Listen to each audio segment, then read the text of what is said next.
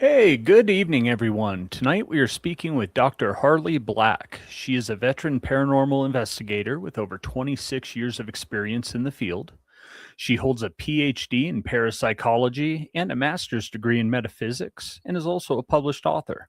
So join us as we dive into her views on ethics in the paranormal research, spirit provocation, and more tonight on Unraveling the Darkness.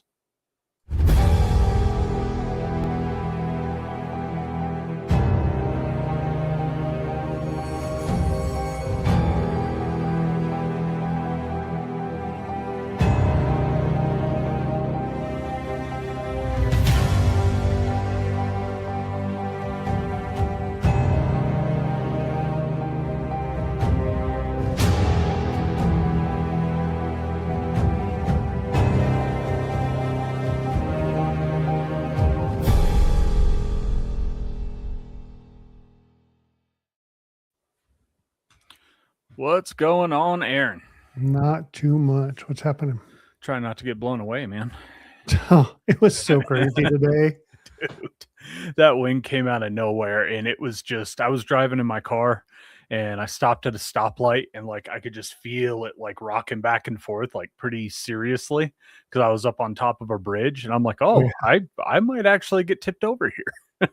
I thought I was going to rip the rooftop unit off the building at one point. Like the Oh gust yeah. was, I was this, uh, we had to have 80-mile-per-hour gusts today. Let me see. 'Cause Um, anybody that knows me knows I work for an atmospheric research center, and they I have a weather station. Denver, 84th, like almost 84th and I-25, maybe a quarter mile over to the west. They had a big grass fire and the wind was so bad. They actually shut down both directions of I-25. I was just reading that before I got on and was chatting with you. Yeah, down by I think Yeah. Thornton. Yeah. Yeah. In Thornton. Yep. Yeah. Super crazy. Yep. That's nuts. Yeah. Here we had it was like a 74.3 mile an hour gust. There you go. Yep. Yeah. It's So pretty crazy. And yeah. high plains in the winter. Yeah. Yeah. Except this winter is zero snow. Right. Yeah. So what else has been going on? Man, just working, you know. Yeah. We're gonna get together this weekend and do an investigation. Yes, that'll be good. I feel like it's been forever. It's only been a few weeks, but it's been forever. As you said, get to see my people. Yep. Get to see my paranormal people. Yep. Friday, I have a kind of a big announcement. So Friday is going to go to dinner with my kidney donor. I don't know. A lot of people probably don't know, but I did get a kidney, transplanted kidney 7 years ago, Friday. So 7 years. Congrats, man. Yeah. Super That's awesome. And I've met your kidney donor. She is one of the sweetest people I've ever met. And obviously she's a kidney donor. So that puts her even higher into the category. I love her. No, she's like a little sister now. So yeah, tonight should be good. You know, we announced last week that we're going to do the Central Kansas Paracon in September. I thought it'd be cool to jump on and kind of see who else. And we had the Chumming with the Spirits guys last week. They're going to be there. And then I was like, oh, she looks very interesting. So I found Dr. Black, and we're going to have her on and chat with her this evening. Yeah, that's great. I cannot wait for this Paracon, man. So many, you know, just awesome people are going to be coming to that. There's like, she keeps all these vendors and all the speakers, and, you know, we'll be setting up, we're setting up 2 booths. We're going to do one for Way Out West Paranormal, and then we're going to set up one as Unraveling, which gives us a great opportunity to do follow-ups with like Dr. Black and the Chumming guys, and just got, I know they said they were going to come watch tonight. So, hey guys, thanks for the stuff. Yes, thank you. Swag box, guys. Appreciate it. We're going to split it up, and I can't wait to read the Black Eyed Kids book. So, yep, Aaron laid claim to that one immediately. He said he'd fight me for it, so I just let him have it. I did not. Stop. I said if I had to, I'd buy it. Okay, fair enough. Yeah.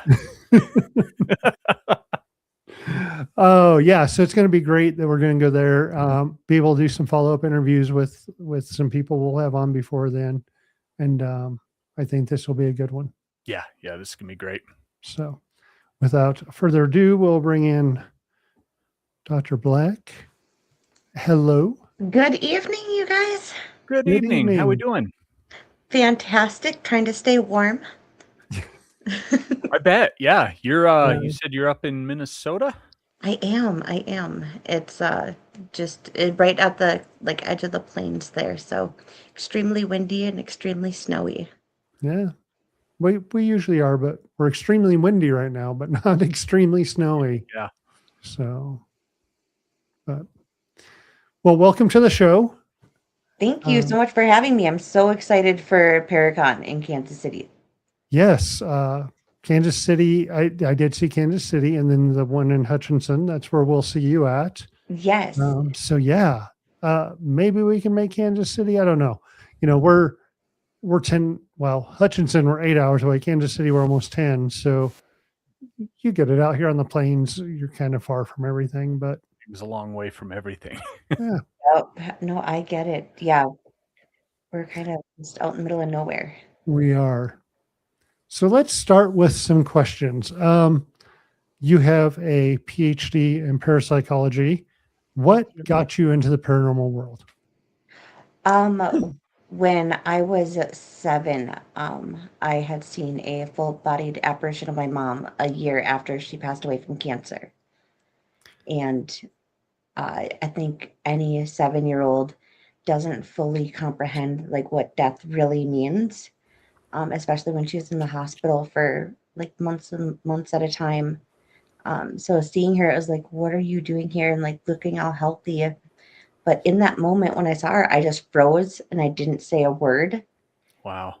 And now I've just made it like my mission to never just freeze. I always have to go and say hi. It doesn't matter what it is. Any Right. bump in the night, I'd run towards it, not away from it. I think that's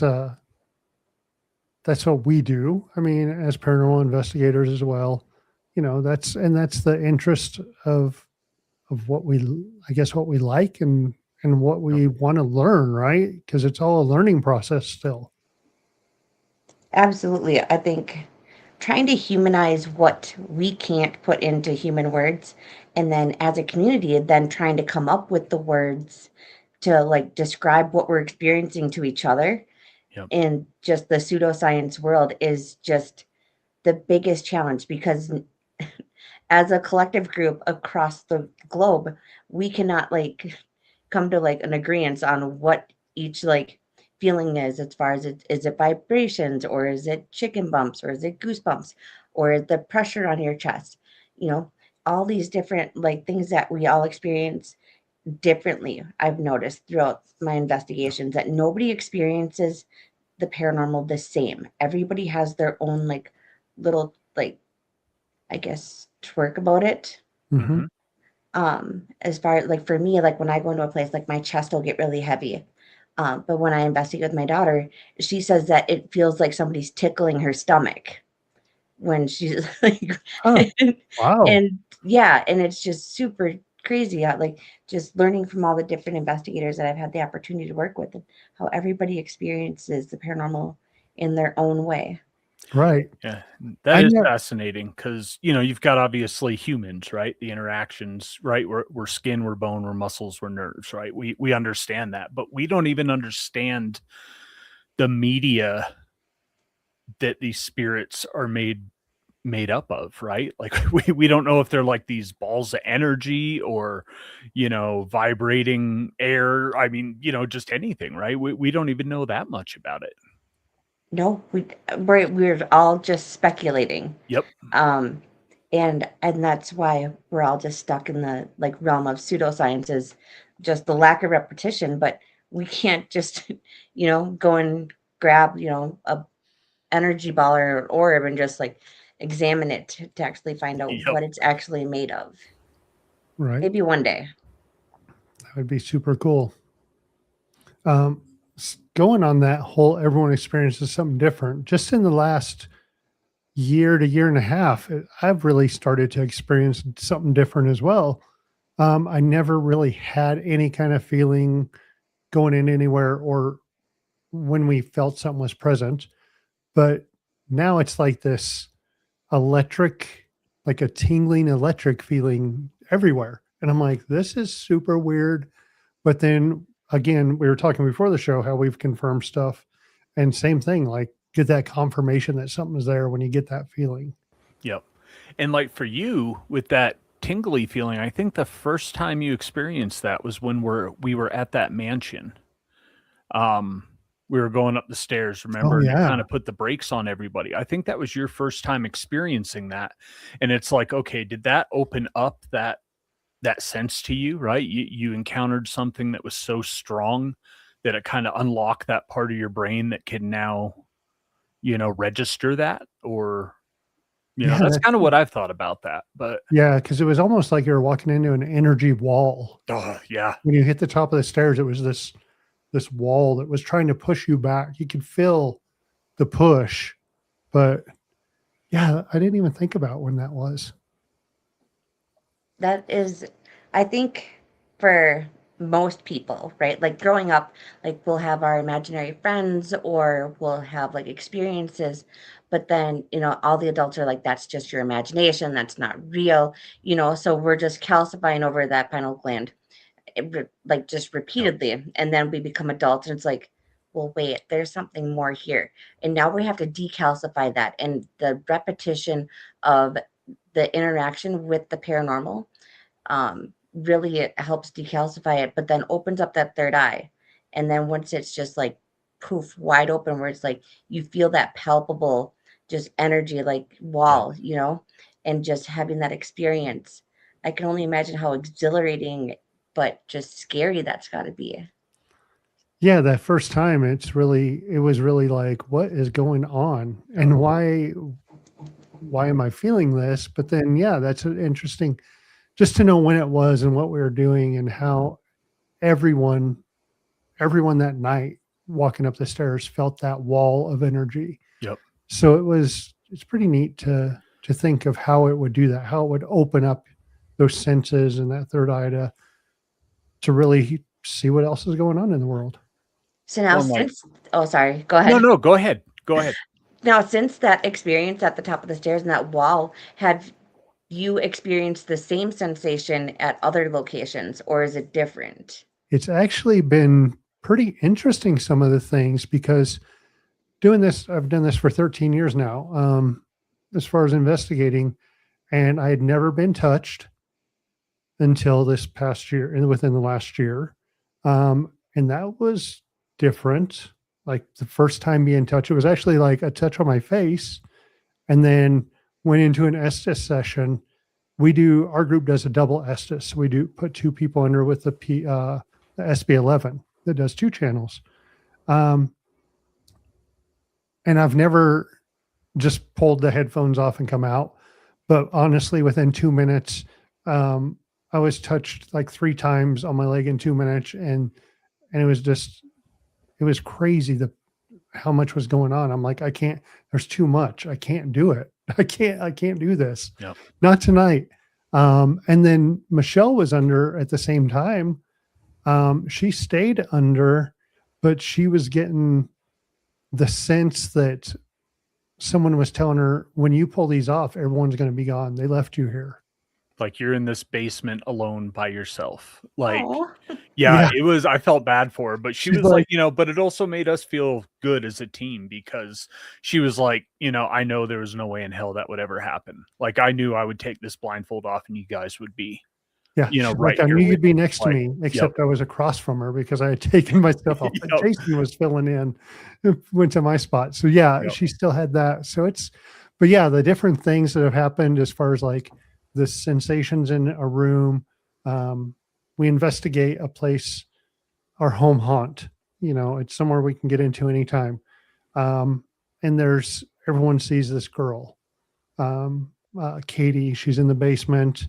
And I finally saw Katie. Like, I don't know, maybe that's part of the same thing, that whole opening up and being able to do that too. That's pretty cool to think of it that way. And Thank you another so big much. Oh thing, my gosh. another big thing that's been happening right around the same time, though, Aaron, is every location we go to now, the Oh yeah. spirits say your name, whether it's over the spirit box, whether it's over the obelisk, all of a sudden they say Aaron's name during the investigation. And this all started happening like within, 2025 on. Yeah. Yeah. That's fantastic. I love it. I love it when people are investigating for years and years and they're just skeptics and like, I show up here, I do the thing, we do the lights and the millimeters and K2, whatever it is, but they're never really that impressed. And Yep. then there's that moment after, repeated investigations, it's like, whoa, you Yeah. Wait a guys. minute. Something that I couldn't see just touched my face. Like, that's so much more intense than a REM pod going off, and so much more personal too. The crazy thing was Absolutely. it was at a brothel too. Yep. So Oh, I love that. I love that so much for you. Yeah. That is fantastic. like Brothels are my sincere favorite. They really are. I offer myself up every time as a tribute. we've done a few and yeah, they're Yeah. always great. Yeah, the only thing uh, bad not bad, okay, but yeah, the only thing kind of intense at the brothel was Aaron and I were down in the basement in the room where the miners used to come in. They would have tunnels that went from the mines directly into the basement of this brothel. They could come in, buy a beer, do their thing, and then leave without ever like being seen by the normal, clientele, right? Kind of the more upscale. And we were down there and I had the light on the video camera, filming, and it told us to turn off our headlamp. And then so we did that, and Aaron started catching on that, and he says the miners are using the darkness to their advantage, and that was interesting seeing they wanted the environment changed, to be able to interact with us in a different way than we were looking for. We'll put it that way. yeah, pretty neat. So that. we're not here to talk about us. All our people have heard about this stuff. Right? Over and over and over. So you do that. You see your mother at Yeah. 6 years old, and then as you get older, you decide you want to continue in the field, right? I mean, because you're Pretty much, yeah. I mean, I wish I had like a huge glamorous story, but I really don't. So as like a young kid, I've always been into horror movies and ghosts, and my grandmother used to play the Ouija board with my aunt, like at the dinner table, and so I definitely had an exposure to it. Um, I didn't I don't think I really comprehended what the paranormal was because it was just normal. It wasn't paranormal. Like what I was experiencing and what my family members were experiencing, that's just how I grew up. So it wasn't like weird. But then you go out into the real world and realize that normal families don't play the Ouija board after Thanksgiving dinner. And it's like, oh, well. Well, you should. It's a cultural difference, which I respect everybody's right to, not have their Ouija board on top of the refrigerator, but I think that also just not having that stigma of like, your imaginary friends are fake and nothing that you're talking about is real. And just when I told my family about seeing my mom, like it was very accepted and just like, oh my gosh, that's so phenomenal. Well, what did she say? Well, she didn't say anything. Well, what did you say? Nothing. Well, why not? Like, I I don't know. But now I'm really upset that I didn't. And so now it's just communication. That have you is seen her again since that time? I have not. I haven't had any intention or like derivative like motive to like try to. I have seen like multiple full bodied apparitions since then, but never her. None of my family members actually. I I don't know why I haven't tried to like just reach out. There's not really a good reason other than I don't know, kind of scared. Yeah. I think I hear so many stories where someone says, I saw my mother, my father, grandparents, whatever, but they only ever see them one time. Yep. And I wonder if that's because maybe they don't want to scare you and they don't know how that interaction is going to be, if they come back again. Yeah. I mean, just based on just human psychology, I think having like a constant open channel with, loved ones that have passed on in comparative to like us just going and talking to people that we've never met, I think it would almost be detrimental to us Yeah. as the living to be able to have that one-on-one communication and just kind of living between the veil there. Mm-hmm. That's kind of what I was thinking. Like I was kind of, just put myself into it, like with my kids, right? Like if I showed myself to my children, would they spend the rest of their lives just trying to get that one moment again, right? With me to see me or hear me or whatever. And I don't want to do that to them. I've told my kids, my son is 24, my daughter is 21, and my daughter Roxy, she travels with me and she's my little apprentice. I told her, when I die again, seriously, go grab all my equipment because I will come through on it. And the keyword is Farfenugans. There you go. Yep. So you will know. And I don't know how big of a learning curve it's going to be. I imagine just the spirits that like we run into, because it's, just like switching from Apple to Samsung or vice versa. It's a learning curve to be able to use those operating systems. But I think I'm tech savvy enough that when I go, I'll be able to figure it out. Be able to get it. Yeah. Yeah. Well, we work with that stuff, right? So I would think that would carry over, that we would know what to do with it, to where now we're communicating with spirits that are. Here's the thing. How many times do we actually communicate with anyone that's probably passed away in the last 20 to 25, 30 years? Not very often. We're talking 100-year-old spirits, right? Yep. And they don't understand how that stuff works. I think, and maybe they do. Maybe they learn. They have that learning curve, right? Because we go into all these locations over and over and different investigators every weekend, but we all still have the same type of equipment. So, Yep. So we do get that interaction in some of those places. So I think passing and knowing how it works, you should be ahead of the curve. Hopefully. That's Right. the goal here, is that I'll just be able to show up and just start manipulating, the spirit box or millimeter, whatever, just to say, yes, I am here. Yep. Yeah. Nice. That's the goal. Or at least just have the SLS camera so then I can I'll probably make myself, I'm only 5 foot, so I'll probably make myself really tall Yep. in my afterlife body. Be like 10, a 12 giant feet. stick figure. Yeah. Yep. Heck Yeah. I've got, a height deficiency problem. I drive a jacked up truck. Like it's very clear that I'm not okay with how tall I am. And so I would definitely project myself as being a giant. That's great. Oh gosh. So funny. Let's move into this ethical engagement. And I think most teams probably do it ethically. They're not like us. We don't conjure. We don't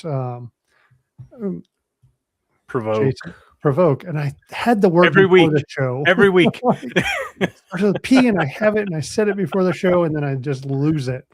We don't do those things. And I think most of the 89, 90% of the teams across the US or the world probably do that, right? So let's talk about ethical engagement and investigations. So I have developed what is called spirit relationship development. So it's a 3-pillar system. So the first pillar is yourself and like your cognitive and awareness of like grounding yourself.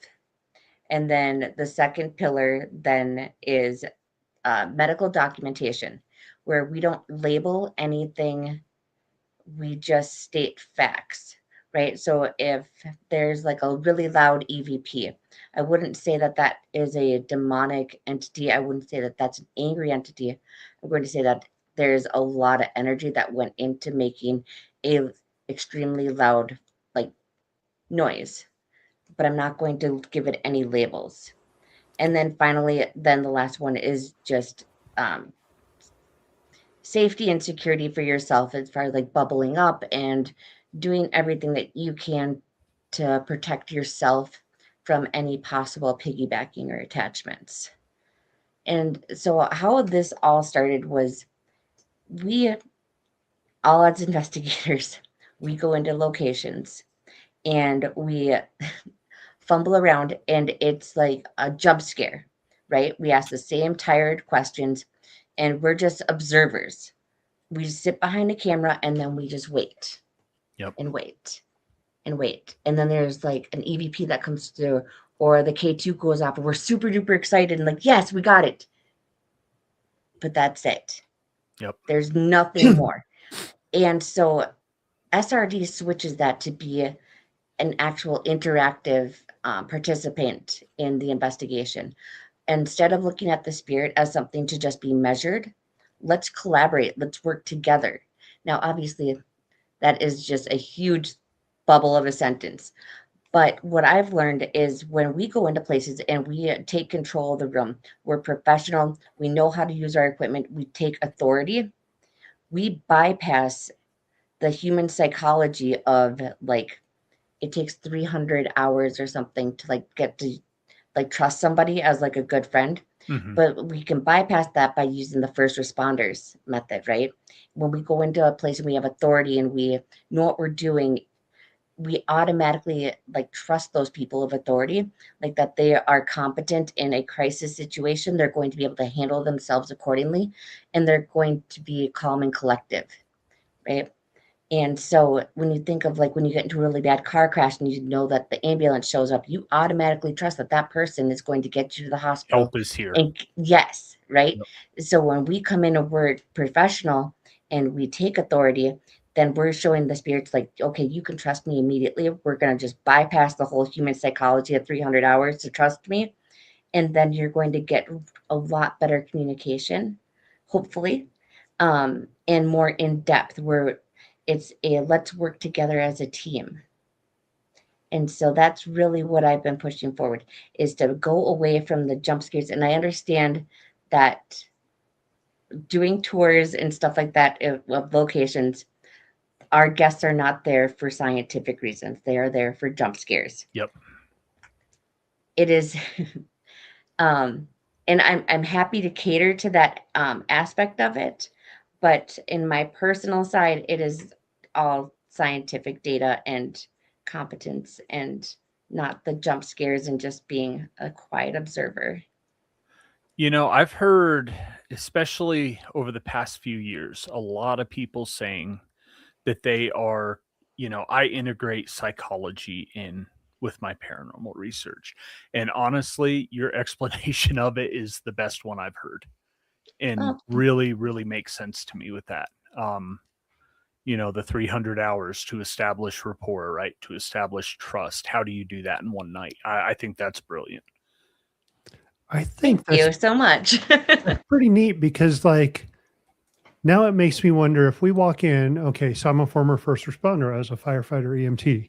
So if I walk in with that mentality or that, hey, this is who I am and this is what I did, if it helps with that rapport with the spirits, Richard Estep would be a great example. Look at all these places he's been, Yeah. and he's a paramedic, right? And he teaches all these medical classes.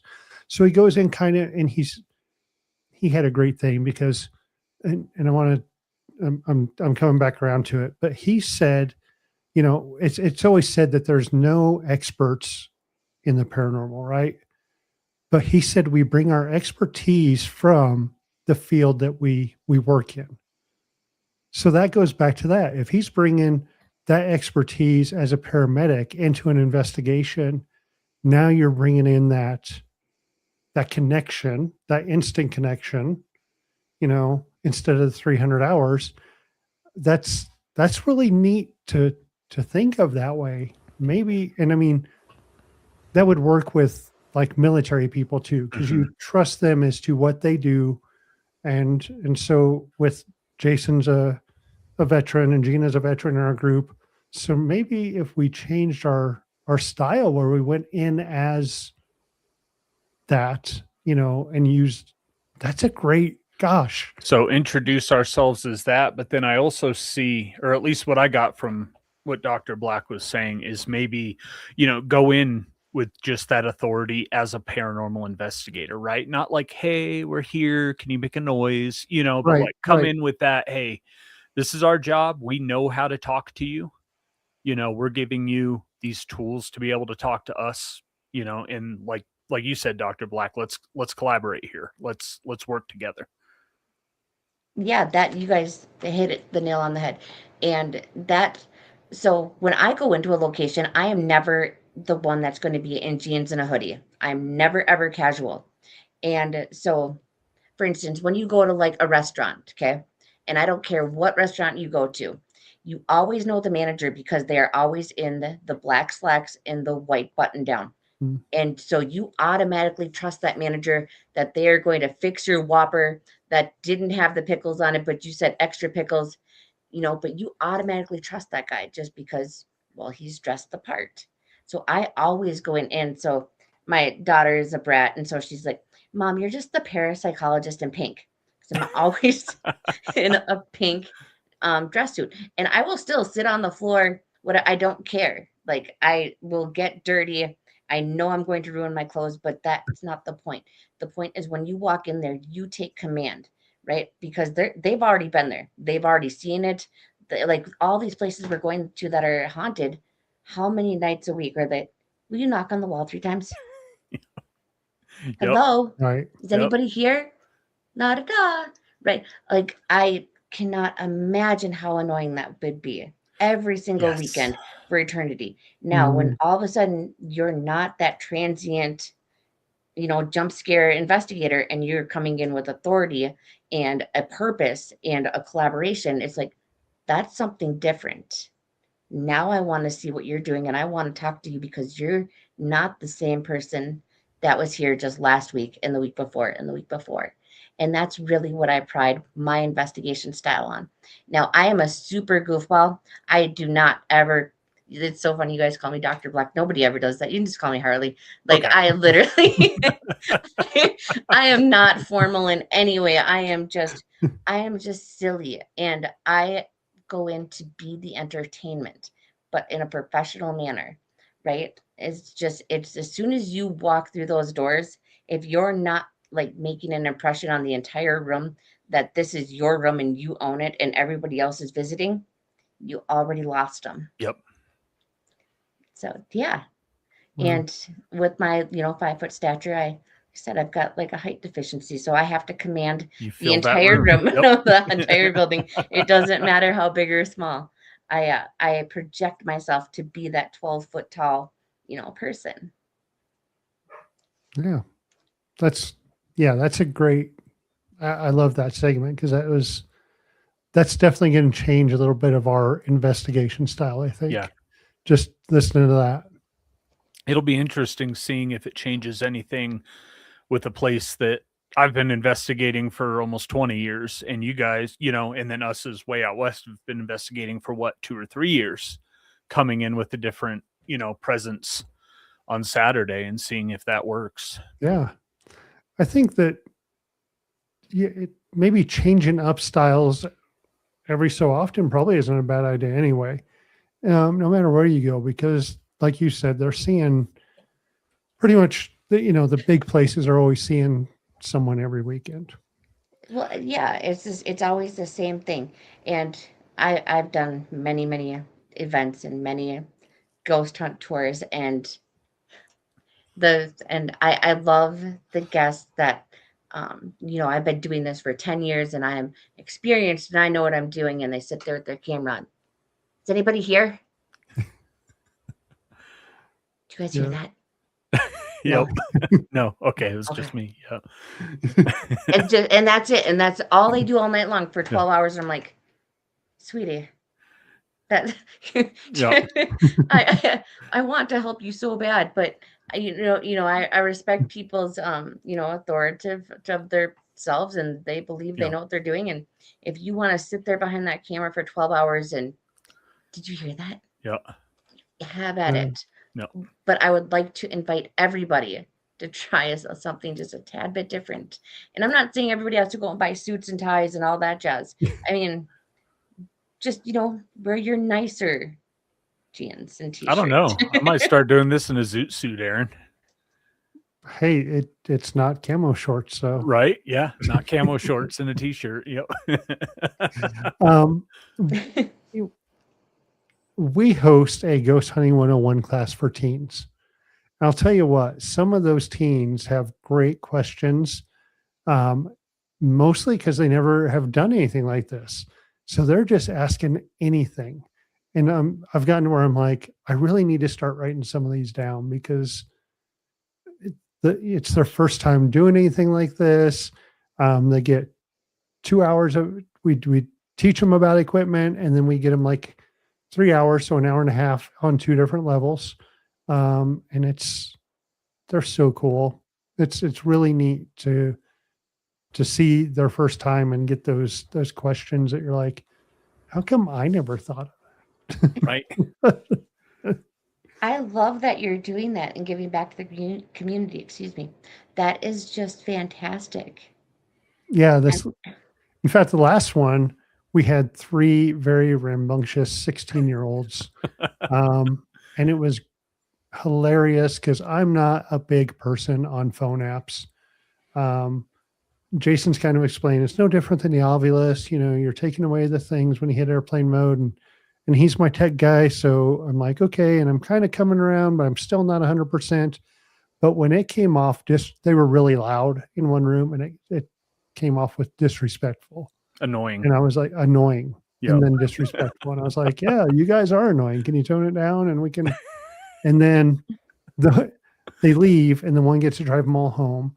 And they had some car issues in this parking garage, and they opened their app to see what was going on, and it didn't do anything.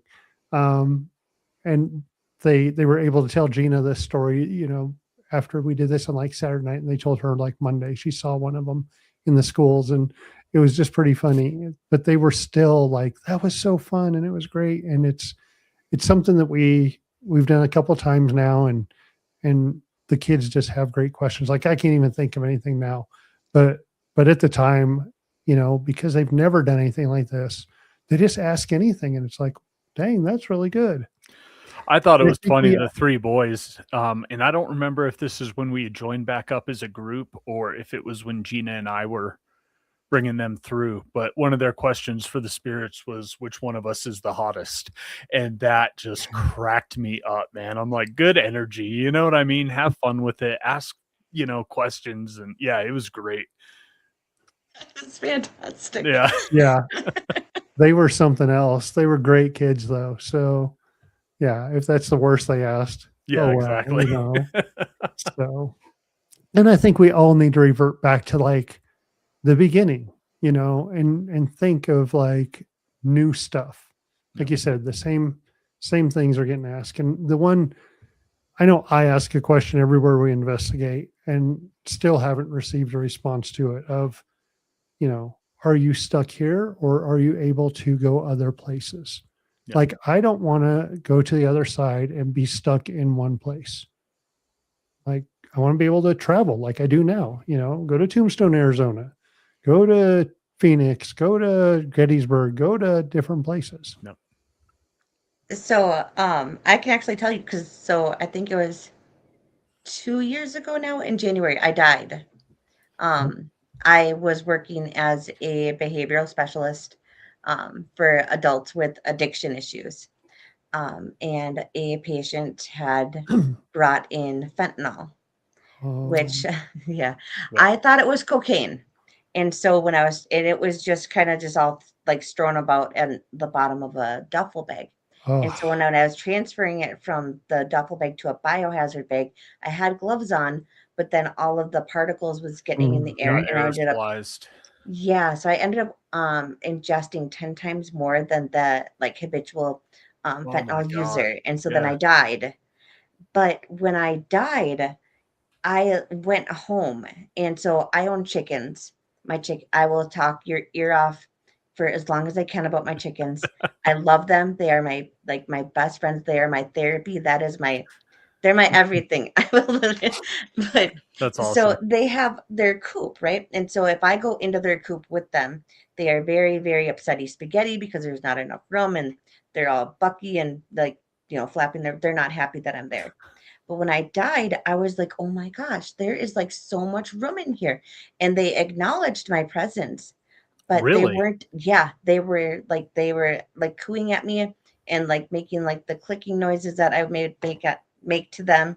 And then they would respond with, but there was like so much room for activities and I could like because like when you're just as a living person, you don't ever like see your body, because we're like Hmm. first person shooter, you know, and so I didn't, I don't know how I didn't realize it, but I didn't realize it initially that like I didn't have my physical body. It's like, wow, there's so much room in here and the chickens are fine. And then just in the next thought, I thought about my son and I was like standing over his shoulder while he was playing PlayStation with his sister, who was about 45 minutes away in another town.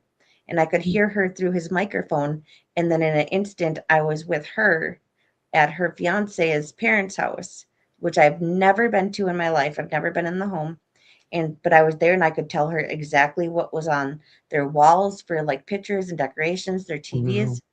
And then I would like snap back alive from them giving me the Narcan. And then I'd like conk out again. So they ended up Narcaning me 9 times and then they had to Oh, AED wow. me. Yeah. Holy cow. Yeah. So I mean, as a first responder, after two, you're done. Yep. Right. The county sheriff knew who I was. Like, she is not a drug addict. We're not going to stop on her. And so That's amazing. yeah, I owe my life to him. But every time I would conk out, though, I could see this like almost like a opal, like white shimmer that was like right like at my shoulder. Like, just come on over here, come through this little like, jello looking light. And I kept thinking to myself, like, no, I don't want to go into your like opal jello. There's so much Yeah. stuff I can do now. Like, I don't have to wait in line to go on roller coasters and I get the front seat every time now. I can go any I know. No height restrictions either, right? Like you Right. Right. Oh, But wow. I didn't anywhere know we roast the guests. but I could go anywhere I wanted. And so I had no Yeah. intention on going into that jello. Like, because I knew where that took me and I didn't want to do that. That's not that Right. I guarantee that for me personally, that was not going to be a fun time. I didn't want to go there and be good and holy and all that jazz. Mhm. No, I wanted to stay here, go on roller coasters around the world, Yep. and be Well, like that's woogie woogie woogie outside of closets or something.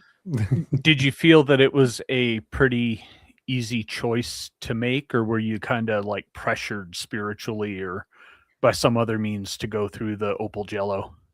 I think it was just a feeling like you're supposed to go there, Hmm. right? But I had to make like a conscious decision, like just to keep walking away. But it was like almost like it's like just glued to you, like right there, just like hey, like just poking at you. And Interesting. yeah, I had to like argue with myself, like, no, that's not going to be fun there. You don't get to go and do fun stuff if you go and cross over there.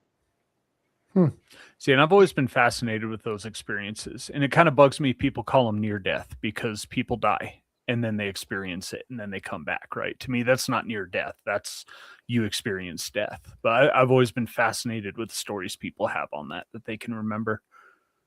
I, for I've heard the stories throughout the years and people that have been, dead for like counted like hours or minutes, and I'll admit I was a skeptic. I did not fully believe that you would actually remember like in depth, but that could truly happen until I experienced it myself. I'm like, huh. But it wasn't scary. Like, I was okay. Like, I'm totally okay with it. Like, no part of me was like, oh, that was so awful. I don't want to do that again. Yeah. I don't want to do an AED again. I can tell you that was not fun. Oh, yeah. Don't like being electrocuted. Didn't like it before I died.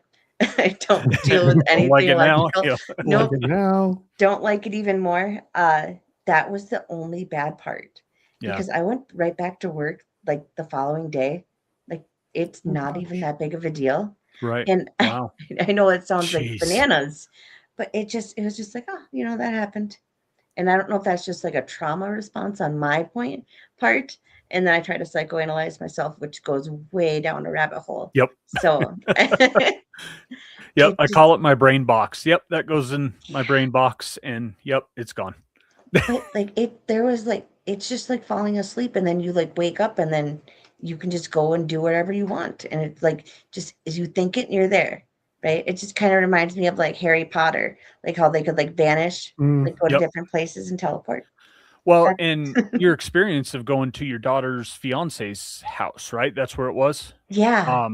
And seeing the stuff on their walls and being able to recount that as a place you've never been to, really discounts the whole, oh, that's just a chemical dump of your brain hallucinating in the 10 seconds, right? Or however, I don't remember how long brain death takes, but anyway, like that really negates that whole theory for me on, it was just that little DMT trip you get before you're done. Right. And that's, I think, what was like crazy. So my son, he worked with my brother during construction. He had like on like one of those construction, like blazed, like yellow shirts on. And I was like, when did Jason get that shirts for them? Right. And my son had gotten it just that day at work. And so like Wow. all these different like pieces that like I shouldn't know any of this. And so no, I don't think it was like a DMT like dump. It wasn't. I didn't see my life flash before my eyes. I just went and did Yeah, what I you were wanted. you were experiencing. Yeah. Got to go different places. I was So, There you go, Aaron. yeah. wow. I was sad that it was January though, and I didn't get to go to Valley Fair, like our like amusement park here, Mhm. to like get in the front line of the roller coaster. So did time pass for you in any sort of fashion, or did that not matter in that form? Do you remember? It does not matter. And so I kind of dive deeper into this with the SRD and like electroplasticity and like just the non-linear like timelines that Mhm. like the paranormal and the other side like kind of just it's all just one big just consistent parallel where we have to go just our linear time is just it's cut and dry, that's it. Where I Right. think like theirs is just it's just one constant moving um essence of time. Because yeah, it was just like everything from before, everything that will happen, everything in the present, but it's not like they're not separated. It's just one just constant time. Just knowledge. Yeah. Interesting. Now I did not come out of there with like, oh, I have like all these great like epiphanies. No. Right, I yeah, mean, you're not buying the winning lottery ticket every week, but like it nope. I hung out with my chickens. there you go. But that's somewhere you love. Right. So you It got is. to, and then with loved ones as well. It is. Yeah. Right. It was bananas, but Yeah, that's really cool. I mean, it's not cool, but I mean, It's it is pretty fascinating. cool. Yeah. Like who do you like? But I think just I know my cavalierness about it is just really offsetting. But I don't like know what I feel like I should feel like more emotion towards it or like have like more stock. Like oh my gosh, I can't believe that happened. That is so crazy, and I'm devastated. I just really don't. It's just like okay, like I've whatever. done it, but wouldn't recommend. Yeah, I mean no, not that way. really. But I mean chilling in the chicken coop and there's lots of room. Like that was fun. So. Nice. Well, that was a great story. And we're at time. So thank you for that, because that was super awesome to Yeah, that was know that really interesting we to are hear. able to go other places. Yeah, you guys are so welcome. I'm so happy to like I got to come and chat with you guys, and I'm so excited to see you guys over at Paracon. Yeah, we are excited to be able to meet you. We'll see you the end of September, and we'll plan on doing an interview follow-up type thing there. Awesome. Absolutely. Because I'd say we probably got about through halfway of what I wanted to talk to you about. So we'll have you back on, or link up with you at the Paracon, because we need to get some more out of you there, because this is just fascinating to me. Yeah. Absolutely. We'll do a 2.0. Cool. Great. We're going to put you in the green room. We'll catch up with you after our outro. Okay. All right. Thanks, Harley. Thank you. Well, there you go. If you go before Mhm. me, I'm going to Tombstone, and I know that's where you're going to be. And I will be there. yep, Yeah, that's everyone's heard I'm a I'm an Old West junkie, and Tombstone, Lincoln, where Billy the Kid was, hmm or all those places, such, and then been to Tombstone and investigated, and it's really neat. Like, there's all that yeah. cool stuff. So, you know, now my question is going to be, do we get to meet the other spirits All that right. have been there? Like, Are am you I going to going to be get to chilling with finally Doc meet Wyatt, Holliday? Yep. and Doc and all those guys? She's laughing at me down in the Yep. bottom. I see it. But no, wow, you get to go all these places. You get to do all this stuff. It was great having Harley on, and can't wait to follow up with her and meet her in Hutchinson. Yeah, it'll be great to see her at the Paracon.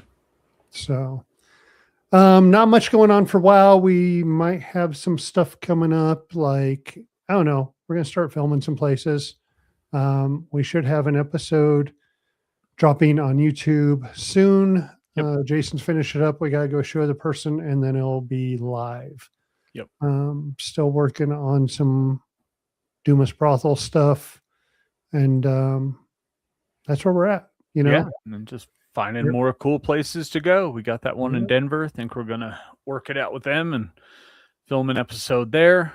That That place one was cool amazing. because Yeah. man, she really made me think about the whole firefighter thing, because now we know there was a fire. We know we were talking to firefighters, so that going with that authority of, and Well, look what and we had. once you and I started talking in that authority of, you with your EMT firefighter experience, me with my military experience, start talking about casualty collection points and, triaging, blah, blah, blah, all that.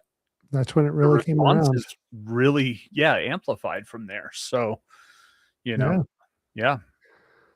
So we thank you all for watching tonight, and we will see you next week. We have a great group on, future paranormal investigators. So we're going to have, some of them, them teams that we get to deal with too. Yep. Heck yeah. All right. We will see y'all next week. Thanks, everyone.